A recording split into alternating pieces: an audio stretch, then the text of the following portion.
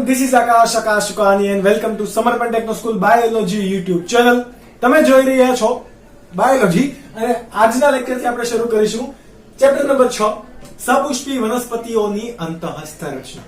Chapter number 5 માં શું ભણેલું? સપુષ્પી વનસ્પતિઓની બાહ્યાકાર રચના. તો આપણો પહેલો પ્રશ્ન થાય જેવી રીતે બાહ્યાકાર વિદ્યામાં હતો એવી રીતે આમાં પણ થાય. વોટ ઇઝ અંતઃસ્થ વિદ્યા એટલે શું? બરાબર, આવું તમને સવાલમાં પૂછે નહીં, પણ યાર ખબર તો હોવી જોઈએ ને. બિચારા તમે માંડ બાયોલોજી લીધું છે અને ભણવાની શરૂઆત કરો છો. અંતઃસ્થ એના નામ પરથી જાઓ. અંતઃ, ઓકે. બાહ્ય વિદ્યા હોય તો બહારનું, અંતઃ હોય તો અંદરનું. ઓકે, બાહ્ય વિદ્યામાં આપણે શું કરેલું ચેપ્ટર નંબર 5 માં? તો કે પર્ણ, મૂળ, પ્રકાંડ, પુષ્પ, ફળ અને બીજ એ બહારથી કેવા દેખાય છે, એનો આકાર કેવો છે, કઈ કઈ રચના હોય, આ વિશે વાત કરી. તો એને આપણે બાહ્યાકાર રચના કીધેલું. હવે આ પર્ણ, પુષ્પ, મૂળ, પ્રકાંડ, ફળ, બીજ આની અંદર કંઈક ને કંઈક તો હશે જ ને. શું રહેલું હોય? તો આપણને ખબર છે કે દરેક સજીવોની અંદર શું રહેલું હોય? કોષો. વિવિધ પ્રકારના કોષો, અલગ અલગ કામ કરતા કોષો હોય. એમાં કોષો ભેગા મળીને પેશી બનાવે, પેશી ભેગા મળીને અંગ બનાવે, અંગ ભેગા મળીને અંગ તંત્ર. આ કોમન સજીવની વાત છે, ફક્ત વનસ્પતિની નહીં, બધા સજીવની અંદર આવું હોય. ઓકે, જેમ જટિલતા વધશે એમ દરેક સજીવની અંદર અલગ અલગ વસ્તુ જોવા મળશે. એટલા માટે આપણે અંતઃસ્થ વિદ્યા કોને કહીશું? તો કે સજીવોની આંતરિક રચના. આંતરિક રચના તો કેવી આંતરિક રચના? જેમ કે કોષ, પેશી, અંગ વગેરેના અભ્યાસ ને શું કહેવાશે? અંતઃસ્થ વિદ્યા. એની રચનાને શું કહેવાય? અંતઃસ્થ રચના. અને અંતઃસ્થ રચનાના અભ્યાસને શું કહેવાય? અંતઃસ્થ વિદ્યા. તો આપણે આ ચેપ્ટરમાં શું કરવાના છીએ? સપુષ્પી વનસ્પતિની અંતઃસ્થ રચનાનો અભ્યાસ કરવાના છીએ. બરાબર, એના આંતરિક ભાગો વગેરે વગેરે. ઓકે, તો આપણને ખ્યાલ છે કે સજીવનો પાયાનો એકમ કોણ? કોષ. હમણાં આપણે વાત કરી કે આંતરિક રચના ભણવી છે, તો દરેકે દરેક સજીવની અંદર શું હોવાના? કોષ તો હોવાના જ. આ કેવો છે? સજીવનો પાયાનો એકમ. દરેક સજીવ હોય, સુકોષ કેન્દ્રીય સજીવ હોય, આદિ કોષ કેન્દ્રીય સજીવ હોય, દરેક સજીવો શું ધરાવવાના? કોષ તો ધરાવવાના જ છે, રાઈટ? તો એટલા માટે આપણે એને પાયાનો એકમ કીધો. હવે આ કોષો અલગ અલગ પ્રકારના સજીવોમાં જોવા મળે. જેમ કે આપણે અંદર મનુષ્યની જો વાત કરીએ તો જઠરની અંદર અલગ પ્રકારના કોષો હશે, હાડકાની અંદર અલગ પ્રકારના કોષ, રુધિર એ એક અલગ પ્રકારના કોષ, સ્નાયુના કોષ એ અલગ પ્રકારના કોષ, કે નહીં? તો એવી રીતે વનસ્પતિની અંદર પણ વિવિધ પ્રકારના કોષો હશે. આ દરેક કોષો ભેગા મળીને શું બનાવે? પેશી. શું બનાવે? પેશી. તમારે ચોક્કસ રીતે પેશી કઈ રીતે બનશે? તો કે બધા જ કોષો ભેગા મળી જાય તો એક વનસ્પતિ આખી એક પેશી જ થઈ ને? તો કે નહીં, વનસ્પતિ એને આખી એક પેશી કહેવાશે નહીં. એમાં તો વિવિધ પ્રકારના કોષો છે ને વિવિધ પ્રકારની પેશીઓ પણ છે. જલવાહક પેશી, અન્નવાહક પેશી, મૃદુતક પેશી, સ્થૂલ કોણક પેશી, વર્ધનશીલ પેશી, આવા વિવિધ પ્રકારના પ્રકારો છે એમાં. ઓકે, તો કોને કહેવાશે પેશી? તમારે વ્યાખ્યા આપી હોય તો એવી રીતે આપી શકાશે કે ઉત્પત્તિ અને સમાન કાર્યને આધારે કોષો ભેગા મળી શું બનાવે? પેશીની રચના કરે. શું કરે? પેશીની રચના કરે. આ પેશી એટલે કે તમારી વનસ્પતિમાં જલવાહક પેશી હોઈ શકે, અન્નવાહક પેશી હોઈ શકે, કોઈ પણ. સમજ પડી? તો આ વિશે આપણે અત્યારે વાત કરીશું. હવે પેશી છે તો સામાન્ય રીતે વનસ્પતિમાં ટોટલ કેટલા પ્રકારની પેશી હશે? 2 પ્રકારની પેશી. તમે એવું ભણી ગયા કે વનસ્પતિમાં વૃદ્ધિ કેવી હોય? અમર્યાદિત, એટલે કે સમગ્ર જીવન દરમિયાન એનામાં વૃદ્ધિ થયા જ રાખે. જ્યારે પ્રાણીમાં એક સમયે વૃદ્ધિ અટકી જશે. આપણે 18 વર્ષ પછી કે 16 વર્ષ પછી હાઈટ બહુ વધે તો કે ના વધે. 22 વર્ષ પછી હાઈટ વધતી જતી હોય, તમારે જો 50 વર્ષ સુધી હાઈટ વધતી જતી હોય તો ક્યાં સુધી તમે પહોંચો? 3-4 માળના તમે થઈ જાઓ. That's impossible. તો વનસ્પતિમાં આવું શક્ય છે, એમાં જીવન પર્યાપ્ત વૃદ્ધિ થયા જ રાખશે. ઓકે, તો આ જે વૃદ્ધિ કરવા માટે જવાબદાર પેશી છે એ પેશી કઈ હશે? વર્ધનશીલ પેશી. એના નામ ઉપરથી જ છે, વધારો કરવો. કોષની સંખ્યામાં વધારો કરશે, પરિણામે વનસ્પતિના કદમાં, આકારમાં પણ શું થશે? વધારો. ઓકે, એની ઊંચાઈમાં પણ વધારો થશે. અને બીજી પેશી હશે, એ કેવા પ્રકારની હશે? સ્થાયી પેશી. કેવા પ્રકારની પેશી હશે? સ્થાયી. સ્થાયી એટલે કે એના કોષો હવે વિભાજન પામતા ન હોય, સ્થાયી થઈ ગયા. ઓલા વિભાજન પામે છે એટલે વર્ધનશીલ છે, સતત ને સતત, પણ પેલા એકદમ સ્થાયી કોષો. બરાબર? એટલે જે વનસ્પતિના કોષો વિભાજન પામવાની ક્ષમતા ગુમાવી ચૂક્યા છે એને કેવી કીધી આપણે? સ્થાયી પેશી. અને જે વનસ્પતિના કોષોની પેશી અથવા જે વનસ્પતિમાં આવેલી પેશી સતત ક્રિયાશીલ અને વિભાજનશીલ કોષો ધરાવે છે, બરાબર, સતત વિભાજન પામે છે, એવી કોષોને, એવી પેશીને શું કીધી?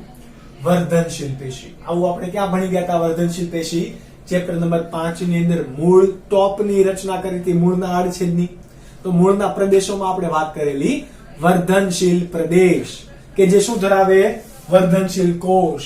આ વર્ધનશીલ કોષોની બધાનું કામ કેવું? સમાન. ઉત્પત્તિ કેવી? સમાન. એટલે ભેગા મળીને શું બનાવે? વર્ધનશીલ પેશી. છે એકદમ સિમ્પલ. તો આ વર્ધનશીલ પેશીના પાછા 3 પ્રકાર પડશે. કેટલા? 3. 1, 2, 3. કેવા કેવા? તો કે અગ્રીય વર્ધનશીલ પેશી, આંતરવિષ્ટ વર્ધનશીલ પેશી, અને ત્રીજું છે એ પાર્શ્વીય વર્ધનશીલ પેશી. જ્યારે સ્થાયી પેશીના 2 પ્રકાર પડશે ફક્ત. કયા કયા? તો કે સરળ પેશી અને જટિલ પેશી. ફરીથી સરળ પેશીના 3 પ્રકાર પડશે. તમારે ખાલી ઉદાહરણ માટે યાદ રાખવાના છે અત્યારે. બરાબર? આપણે એક ચાર્ટ દ્વારા સમજી લઈએ જેનાથી તમને આખા ચેપ્ટરનો ખ્યાલ આવી જાય. ઓકે, સરળ પેશીના 3 પ્રકાર. કયા કયા પ્રકાર? તો કે સરળ પેશીનો પહેલો પ્રકાર છે મૃદુતક પેશી. બીજો પ્રકાર સ્થૂલ કોણક પેશી. ત્રીજો પ્રકાર આપણે આવી રીતે લખીએ કે દ્રઢોતક પેશી. જ્યારે જટિલ પેશીના 2 પ્રકાર. કયા કયા? તો કે જલવાહક અને અન્નવાહક. કયા કયા? જલવાહક અને અન્નવાહક. જો તમને કેમેરાની અંદર અથવા તો સ્ક્રીનની અંદર ના દેખાતું હોય તો હું બોલું છું, એના આધારે તમે ચાર્ટ બનાવી રાખજો. સ્થાયી પેશીના 2 પ્રકાર, સરળ પેશી અને જટિલ પેશી. સરળ પેશીના 3 પ્રકાર, મૃદુતક, સ્થૂલકોણક અને દ્રઢોતક. જ્યારે જટિલ પેશીના કયા પ્રકાર? જલવાહક અને અન્નવાહક. તો આના વિશે તમે આ બધી પેશીઓ વિશે પણ હમણાં જ ભણશો. ઓકે, તો આ એક છે તમારો બેઝિક. આમાંથી તમને નીટના એમસીક્યુઝ એક માર્ક્સના ક્વેશ્ચન્સ પૂછી શકે. આ તમારા કોન્સેપ્ટ માટે જરૂરી છે કે યસ, આ મૃદુતક તો કોનો ક્યાંથી કયો પ્રકાર પડે છે. જો આ તમને ખ્યાલ હોય તો વધારે મજા આવશે. ઓકે, તો આટલા માટે નાનો અમથો ચાર્ટ તમારા ચેપ્ટર, જે તમારી ટેક્સ્ટ બુક છે એના ફ્રન્ટ પેજ પર, અથવા તો તમારી પાસે ટેક્સ્ટ બુક નથી તો તમારા બુકની અંદર નાનકડો એવો શરૂઆતમાં આ ચાર્ટ દોરી દેવો. પછી જ્યારે પણ તમે ચેપ્ટરની રીડિંગ શરૂઆત કરશો બહુ જ ઈઝી પડશે. ઓકે, તો વિધાઉટ વેસ્ટિંગ ટાઈમ તમે આ નોટ ડાઉન કરી શકો. પછી આપણે કરીએ ક્વેશ્ચન નંબર 2 ચાલુ. 3 માર્ક્સ માટે મોસ્ટ આઈએમપી ક્વેશ્ચન્સ કહી શકાય આ ચેપ્ટરમાંથી. તો પહેલો જ ક્વેશ્ચન છે કે વર્ધનશીલ પેશીની વ્યાખ્યા આપી, તેના પ્રકારો વિગતવાર સમજાવો. તો સૌથી પહેલા તમારે શું લખવાનું? વ્યાખ્યા. વ્યાખ્યા હંમેશા તમારું પેપરમાં પ્રેઝન્ટેશન કેવું છે એના આધારે પણ તમને માર્ક્સ મળતા હોય. કેમ? તો કે તમારા પેપર ચેકર ડાયરેક્ટ જેને જે જોવું છે એના પર જ ધ્યાન દેશે. તો જ્યારે પણ વિગતવાર કે એવું બધું લખવાનું હોય, કદાચ હું અહીંયા તમને ચાર્ટ દ્વારા તમને ઇઝીલી સમજાઈ જાય, ચાર્ટ દ્વારા પણ હું ભણાવું, પણ તમારે કઈ રીતે ક્વેશ્ચન્સ લખવાના છે તો કે ટોપિક વાઇઝ વ્યાખ્યા હોય તો ત્યાં વ્યાખ્યા સામે લખી દેવાનું, ઉદાહરણ હોય તો ઉદાહરણ લખી દેવાનું. કઈ રીતે આ એક ક્વેશ્ચન ની અંદર હું તમને ખાલી ડેમો આપું, પછી ત્યારબાદ તમે ઓલરેડી સમજી જશો, રાઈટ?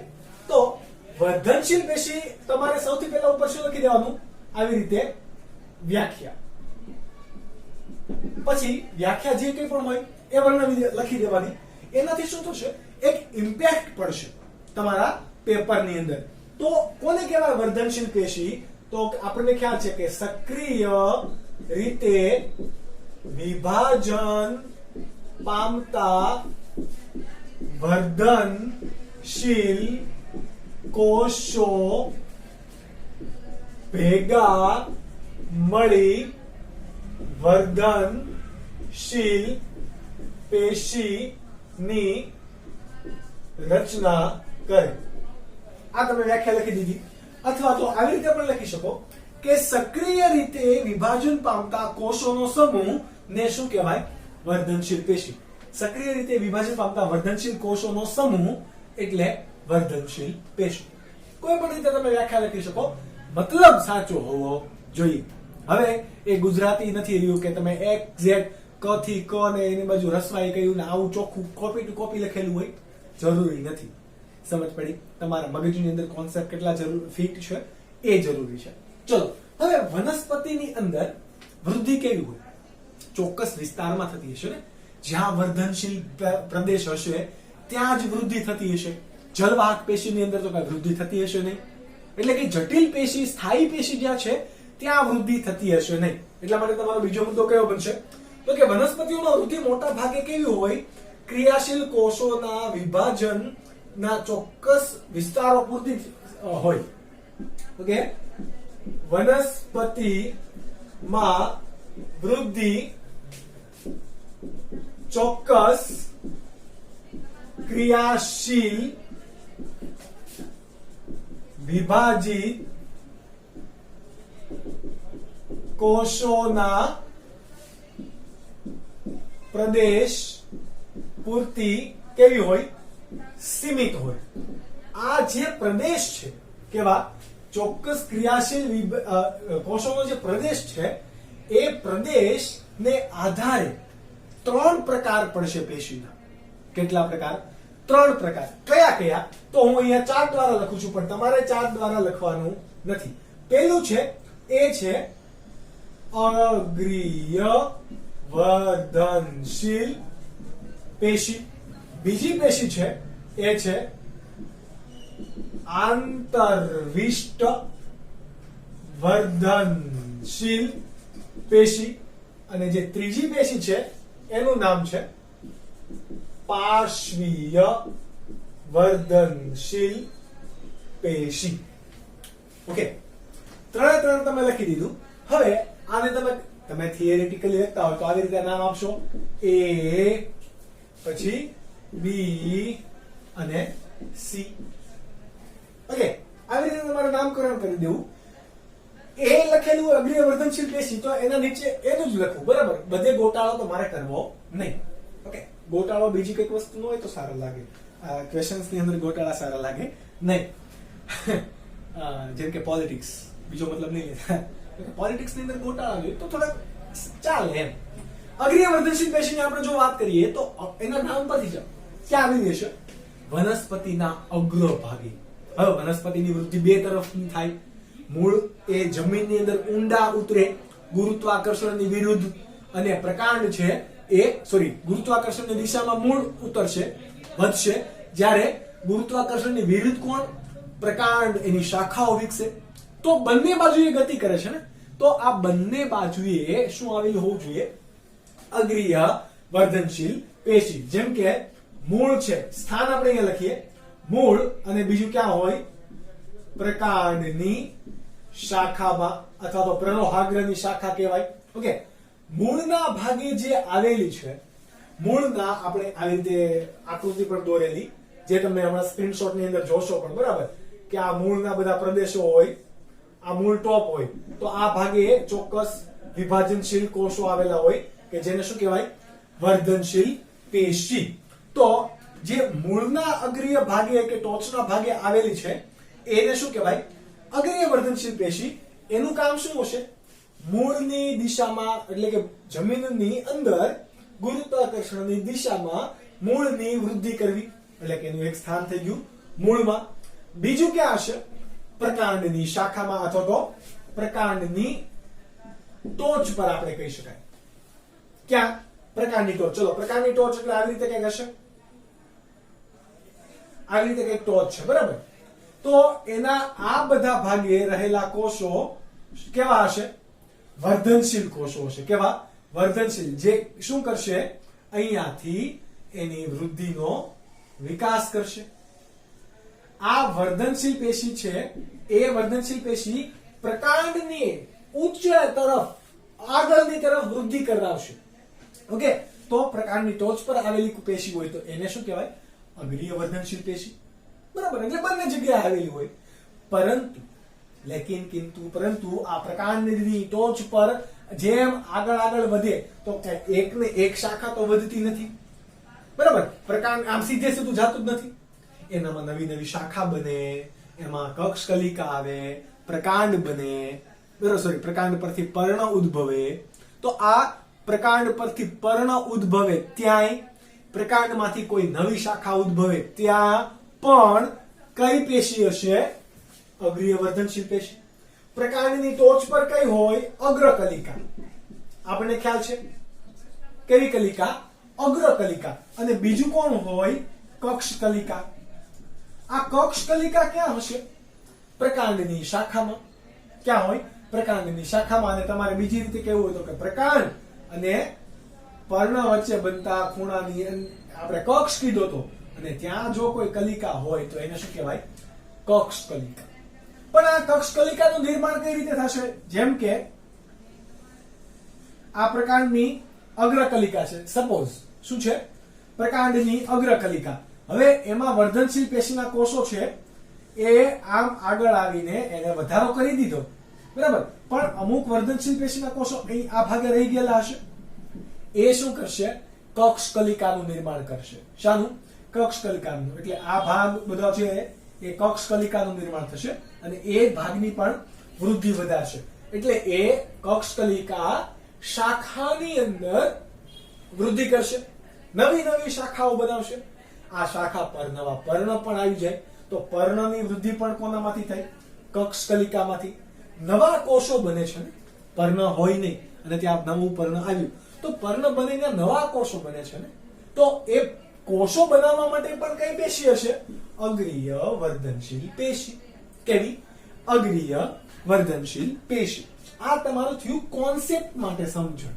હવે કઈ રીતે લખવાનું એ તમને સ્ક્રીનશોટની અંદર હું આપી દઈશ વાક્ય રચના, રાઈટ? આનાથી તમારા મગજની અંદર ક્લિયર થવું જોઈએ. ત્યારબાદ છે બીજી પેશી, આંતરવિષ્ટ વર્ધનશીલ પેશી. કેવી? આંતરવિષ્ટ વર્ધનશીલ પેશી. આંતર એટલે શું થાય? બે વચ્ચેનું. જેમ કે આંતરરાષ્ટ્રીય, બે રાષ્ટ્રો વચ્ચે. આંતર રાજકીય, બરાબર? આપણે જેને ઇન્ટર કહીએ છીએ ને, ઇન્ટરનેશનલ. આંતરરાષ્ટ્રીય એટલે કે બે દેશો વચ્ચે. આંતરરાજકીય, બે રાજ્યો વચ્ચે. ઓકે, તો આ આંતર એટલે કે કોઈકની વચ્ચે. કોની વચ્ચે? તો કે સ્થાયી પેશીની વચ્ચે આવેલ વર્ધનશીલ પેશીને શું કહેવાશે? આંતરવિષ્ટ વર્ધનશીલ પેશી. શું કહેવાય? આંતરવિષ્ટ વર્ધનશીલ પેશી. આ ક્યાં જોવા મળે? તો કે ઘાસ જેવી વનસ્પતિ હોય એનામાં તમે સામાન્ય રીતે જોઈ શકો, બરાબર? જુઓ, આ અગ્રીય વર્ધનશીલ પેશીનું કામ શું હતું? મુખ્ય કાર્ય તો કે લંબ અક્ષમાં વધારો કરવો. લંબ અક્ષ નીચે પણ હોઈ શકે અને ઉપર પણ હોઈ શકે. લંબાઈ એટલે કે લંબ અક્ષમાં વધારો કરવાનું કામ કોનું હતું? અગ્રીય વર્ધનશીલ પેશીનું. ત્યારબાદ છે આંતરવિષ્ટ વર્ધનશીલ પેશી. તો એનું કામ શું હશે? ક્યાં જોવા મળે? તો કે અમુક ઘાસ જેવી વનસ્પતિ કે જે તૃણાહારી કે છોડ જેવી વનસ્પતિ છે એમાં પણ જોવા મળે, મોટી વનસ્પતિ વૃક્ષમાં પણ જોવા મળે. પણ ક્યારે એનું કામ ક્યારે આવશે? તો કે માનો કે કુમળા પાંદડા છે, કુમળું પ્રકાંડ છે, એને ગાય, બકરી, આ બધા જે તૃણાહારી પ્રાણીઓ છે એ ચરી જાય, ખતરોડી જાય, બરાબર. એટલે કે પ્રકાંડ હશે આવું, એમાંથી કોઈ ખતરોડી ગયું તો આવું અંદર થઈ જશે, બરાબર. પણ આવું થઈ જ ગયું, એમાં ફરીથી આ બધો જે ભાગ છે એને ફિલઅપ કરવો પડે કે નહીં? તમે જોજો, ત્યાં ફરીથી પ્રકાંડ બરાબર થઈ જશે થોડા સમયો પછી. કેમ? તો એ વિસ્તારની અંદર ફરીથી નવા કોષો એ વિસ્તાર જે ખવાઈ ગયેલો હતો એને આવરી લે છે. તો ત્યાં પણ નવા કોષો આવ્યા. એ નવા કોષો પણ આવ્યા હશે તો કોષ વિભાજન થઈને આવ્યા હશે. કોષ વિભાજન થતા હોય તો પેશી કઈ હોય? વર્ધનશીલ પેશી. ક્યાં આવેલા છે કોષો? સ્થાયી પેશીની વચ્ચે. કારણ કે પ્રકાંડ એક બની ગયું હતું, પ્રકાંડ ઓલરેડી બની ગયું છે, તો ત્યાં કેવા હશે કોષો? સ્થાયી. એ વિભાજન નહીં પામતા હોય. પ્રકાંડની આ લંબ દિશામાં ગતિ કરે છે તો આગળના ભાગે એનો કોણ આવેલું છે? અગ્રીય વર્ધનશીલ પેશી. એ જવાબદાર છે, પ્રકાંડના દરેક કોષો નહીં. એટલે એ સ્થાયી પેશી છે. પરંતુ ક્યાંક ક્યાંક વચ્ચે વચ્ચે શું આવી ગયેલું છે? વર્ધનશીલ પેશીના કોષો રહી ગયા છે. તો એ કેવા? આંતરવિષ્ટ વર્ધનશીલ પેશીના કોષો કહેવાશે. કેવા? આંતરવિષ્ટ વર્ધનશીલ પેશીના કોષો. આનું મુખ્ય કાર્ય શું છે? તો કે ખવાઈ ગયેલા કે તૂટી ગયેલા કે નાશ પામેલા ભાગોનું પુનઃ નિર્માણ કરવું. જ્યારે આનું મુખ્ય કાર્ય શું છે? તો કે લંબ અક્ષમાં વૃદ્ધિ કરવી. ત્રીજો પ્રકાર આપણે ભણીએ, પાર્શ્વીય વર્ધનશીલ પેશી. તો હવે જેમ આપણે વનસ્પતિને, તમે આંબો વાવ્યો હોય, બરાબર, કેરીનો ગોટલો વાવો, તો કેરીનો ગોટલો જ્યારે તમે જમીનમાં વાવો ત્યારે આવડો હોય, પછી મોટો મોટો થાય. જેમ જૂનો થશે, 10, 15, 12, 25 વર્ષનો થશે, એટલે ધીરે ધીરે ધીરે ધીરે એના થડમાં ઘેરાવામાં પણ વધારો થશે, બરાબર. દ્વિદળી વનસ્પતિ હોય ને, આંબો દ્વિદળી વનસ્પતિ કહેવાય. તો એના થડમાં પણ શું થશે? વધારો થશે. તો આમ તો વધતું હતું, એ કામ કોનું હતું? અગ્રીય વર્ધનશીલ પેશીનું. નાશ પામેલા ઘટકો દૂર થતા હતા, નાશ પામેલા ઘટકો ફરીથી આવતા હતા, એ કામ કોનું હતું? આંતરવિષ્ટનું. તો હવે ભાઈ પરિપક્વ થઈ ગયો છે, વનસ્પતિ મસ્ત થઈ ગઈ, હટ્ટી કટ્ટી વનસ્પતિ છે, હજી એની વૃદ્ધિ તો થાય જ છે. હવે લંબ વૃદ્ધિ નથી થતી, પણ એ જાડાઈમાં શું કરશે? વધારો કરશે. જાડાઈ એટલે કે ઘેરાવો, ઘેરાવો એટલે કે આસપાસ હોય. આપણી આસપાસ હોય તો એને કેવા ભાગો કહેવાય? પાર્શ્વીય ભાગો. યાદ કરો, વક્ષ બાજુ કોને કહેવાય, પૃષ્ઠ બાજુ કોને કહેવાય અને પાર્શ્વ કોને કહેવાય? ફરીથી યાદ અપાવી દો પ્રાણીની બાબતે. તો કે જે બાજુ નીચેની બાજુ છે, ચતુષ્પદ, આ ભાગ, તો આને વક્ષ ભાગ કહેવાશે. આ ભાગ પીઠવાળો ભાગ પૃષ્ઠ ભાગ કહેવાય, એટલે કે ઉપરની બાજુ. જ્યારે આસપાસની બાજુને શું કહેવાય? પાર્શ્વીય ભાગ. તો જો કોઈ વર્ધનશીલ પેશી એ વનસ્પતિના ઘેરાવામાં કે પાર્શ્વીય ઘટકોમાં જો વધારો કરે છે તો એને શું કહેવાશે? પાર્શ્વીય વર્ધનશીલ પેશી. મુખ્ય કાર્ય શું? ઘેરાવામાં વૃદ્ધિ છે. સિમ્પલ. ઘેરાવામાં તમે વૃદ્ધિ કરો છો તો એ પાર્શ્વીય વર્ધનશીલ પેશી. હવે આ પાર્શ્વીય વર્ધનશીલ પેશીનું કામ ક્યાં આવ્યું? તમે જુઓ, આ જ્યારે પણ તમે જમીનમાં વાવશો ત્યારથી આનું કામ હશે, આનું પણ કામ હશે, પણ આનું ત્યારે કઈ કામ નથી. એટલે કે વનસ્પતિની પ્રાથમિક વૃદ્ધિમાં કોણ જવાબદાર છે? અગ્રીય વર્ધનશીલ પેશી અને આંતરવિષ્ટ વર્ધનશીલ પેશી. તો એ બંનેને શું કહેવાશે? સિમ્પલ, પ્રાથમિક વર્ધનશીલ પેશી. એટલે કે પ્રાથમિક વૃદ્ધિમાં જ એ કામ કરે છે. પછી એક વખત વિકાસ થઈ ગયો પછી કોણ કામ કરે છે? એની જાડાઈમાં વધારો કરવા માટે પાર્શ્વીય વર્ધનશીલ પેશી. તો આને કેવી કહેવાશે? દ્વિતીય વર્ધનશીલ પેશી. દ્વિતીય વર્ધનશીલ પેશી એ વનસ્પતિ જ્યારે જમીનમાંથી ઉગતી હશે એ દરમિયાન નહીં જોવા મળે. વનસ્પતિનો સિમ્પલ બેઝિક વિકાસ થઈ ગયો, એટલે કે પ્રાથમિક વિકાસ કે વૃદ્ધિ થઈ ગઈ, ત્યારબાદ આ જોવા મળે છે અને એ ફરીથી વૃદ્ધિ એટલે કે દ્વિતીય વૃદ્ધિ કરે છે. એટલા માટે એને કેવી કીધી? દ્વિતીય વર્ધનશીલ પેશી. બંને તમારા એનસીઈઆરટી અને નીટ માટેના ક્વેશ્ચન્સ કે જેમાં તમને કોઈ પણ માંથી પૂછી શકે વિથ એક્ઝામ્પલ, તો પણ તમને આવડતા હોવા જોઈએ. ત્યારબાદ હવે તમારી સ્ક્રીન સામે આવશે સ્ક્રીનશોટ કે જે તમે વિડીયો પોઝ કરીને નોટ ડાઉન કરી શકો છો. આપણે ફરીથી મળીશું લેક્ચર નંબર 2 ની અંદર. ત્યાં સુધી bye bye and take care.